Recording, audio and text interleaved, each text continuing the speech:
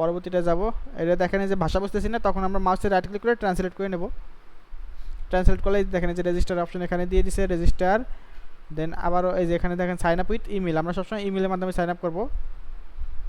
Robo form, এখানে দেখেন email address বসে গেছে, সাইন আপ।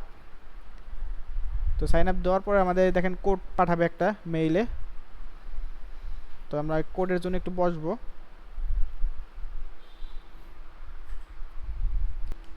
তো দেখেন এই যে আমাদের কোড দিয়ে দিয়েছে, কোডটাকে আমরা ওপেন করব, এখান থেকে কোডটা কপি করব, এখানে বসাই দিলে কোড বসে যাবে, কনফার্ম দিয়ে দিলে আমাদের অ্যাকাউন্ট হয়ে গেল। অ্যাকাউন্ট হওয়ার পর আমরা প্রোফাইলে চলে যাব, এখান থেকে সেই পাসওয়ার্ড বসাই দেব, অ্যাগ্রি।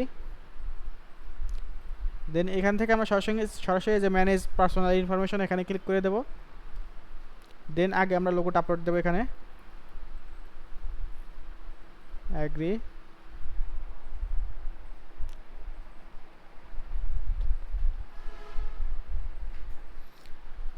দেন এখানে আমরা বায়ারের ডেসক্রিপশন বসাবো,